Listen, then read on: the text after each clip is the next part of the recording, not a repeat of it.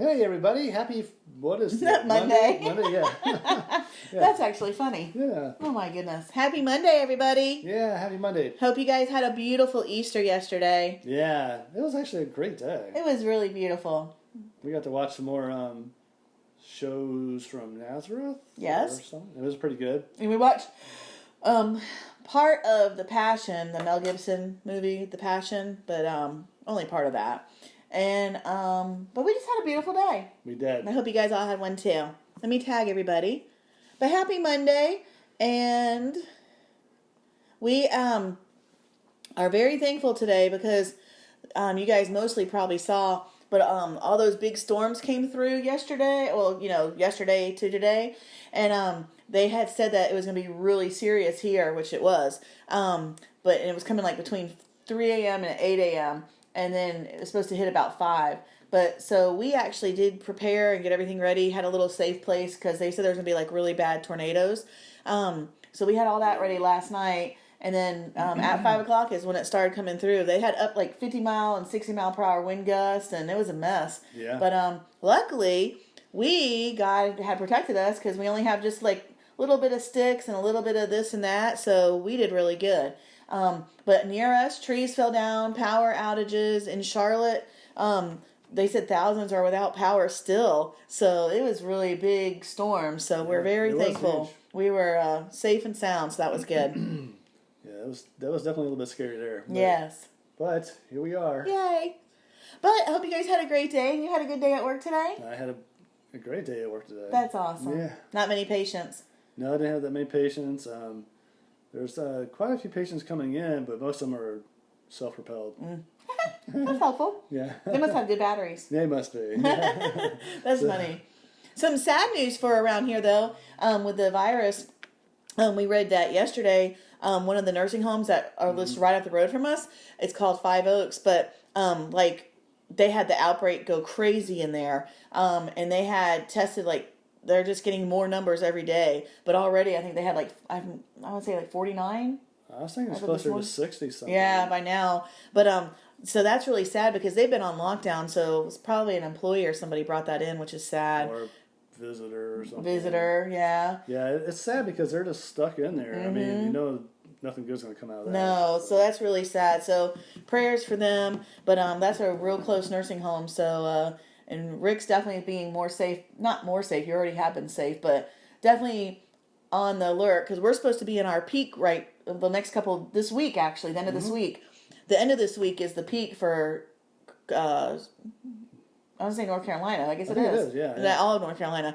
So Tommy, be safe too, because this week is the peak here. I think Florida is the April 25th, and Missouri, I forgot. We did look it up. I want to say it's like April 27th. Yeah, but so it's coming. So be careful. As long as people will follow the rules a little bit. Yeah. This thing will come to an end, but we'll see. We hope they do, just for their own sake. So. Definitely. Well, you keep being safe too. Yeah. And thanks for the prayers for keeping him safe. Yeah. We appreciate that. Did you stay safe today? I did. You did? So we have to flex each day because now that we're working at home, we have to flex a day off, and we can either have it without pay or use our PTO. But anyways, I had today off, and Mom and I organized and cleaned and went through and rearranged, and we worked really hard.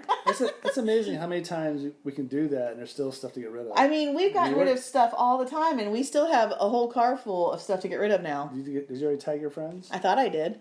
Let's see. You sure did. Yep.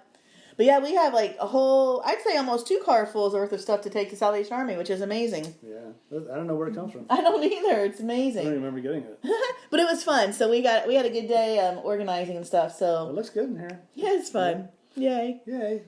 All right. Well, that was enough catching up on to-dos. But hope you guys are good. Let us know how your weekend was and things you guys do on the weekend, being sheltered in place and at home, and what you do for fun. Yes.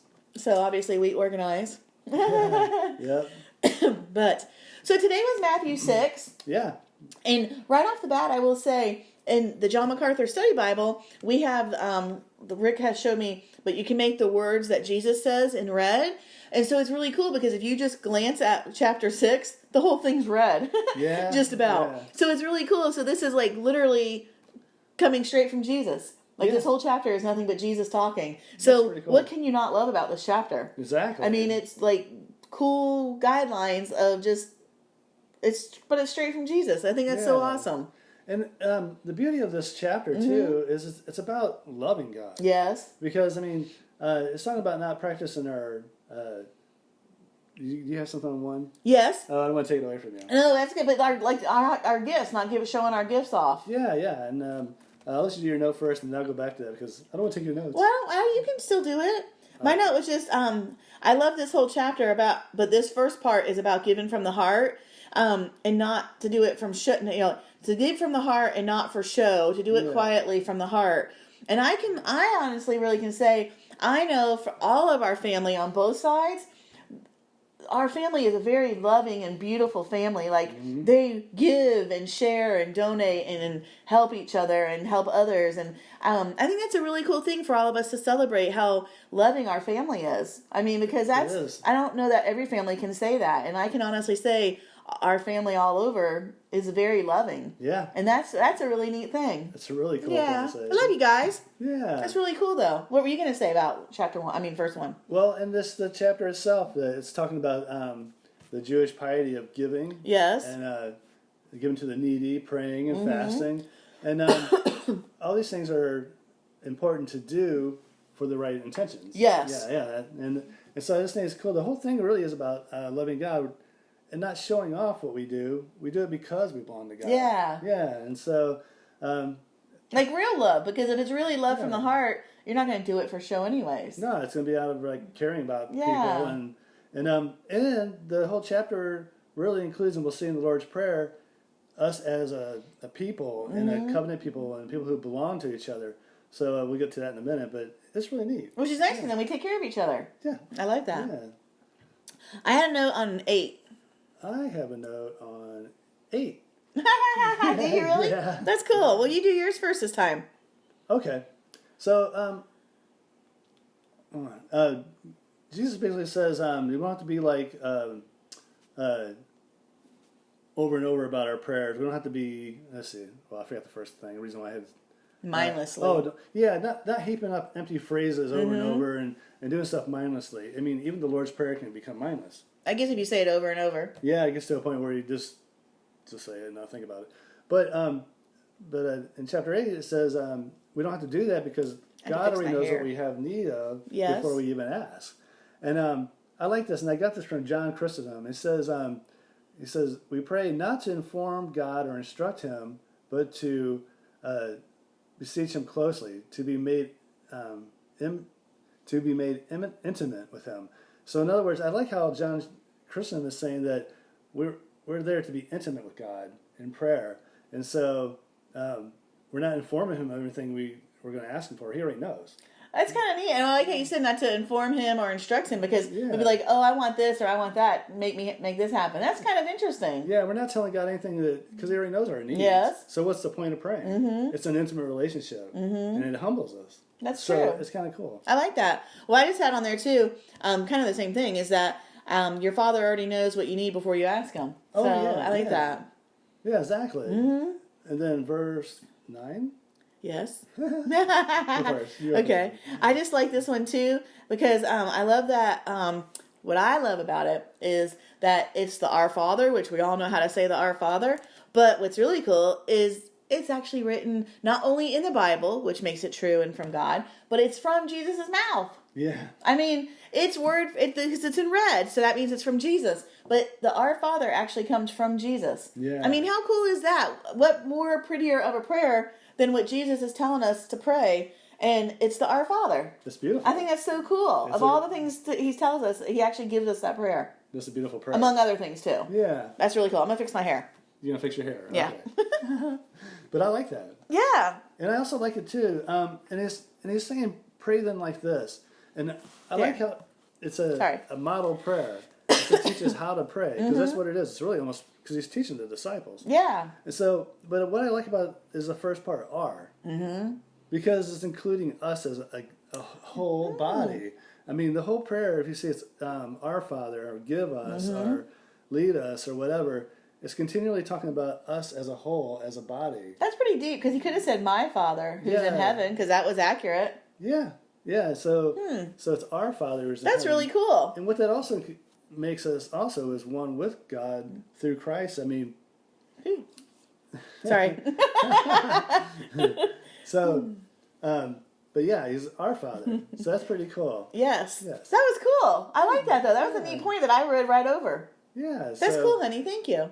And then, what else? I like that, hon. Let's see, Piggy. I have 21. And I have not 21. I had on 21 it says, where your treasure is, there also your heart will be. And I liked it because I put NOTW for not of this world. Oh. So if our treasure is in earth and that's where our heart is, we're of this world. But if our treasure is in heaven, then that's where our heart is and that's where we're at. That's pretty cool. That's good. Thank you. Not of this world. Nope. And that's all I had. The last thing I have the last part of this section is talking about not worrying. No, that's a hard one. Or being anxious about our life and stuff. Which is hard right now, too. It is with the virus and storms. Yeah, but I guess the point of it overall is, being anxious isn't going to change anything. No. Really. I mean, literally, in the end, what we end up doing is missing hours and days and minutes of now. That's true. Because we're considering what's going to happen. That's true. But, and I put a note here in 34, but it says, don't be anxious about tomorrow, for tomorrow will be anxious for itself. In other words, there's going to be enough stuff going on tomorrow to worry about. Worry about what's today. But, and I got this note from Sproul. It says, if you're struggling with anxiety this day, take your eyes off yourself and do a good deed for another person. Oh, that's pretty. Because that, really, when you think about all the stuff that's in there, it's talking about praying, almsgiving, and fasting. That's all doing it for I like that. Someone else. And it's going outside of ourselves. And so I like that. It gets our eyes off of ourselves and onto Christ. I like that. That's very pretty. That's a neat way to end it, too. Yeah. That's food for thought. Yeah. That's awesome. Thank you. You're welcome. Okay, so... Well, you end us out. Well, okay. We got to go now. But anyway, tomorrow is Matthew chapter 7. Yes. And it's going to be a lot more red. Because more Jesus talk? More Jesus talk. I like it. And anyway... nothing going on right now. We might as well enjoy reading the Word together and hanging out. That's right. Yeah. Love you guys. Love you. And keep rocking with the rock. Bye. Bye.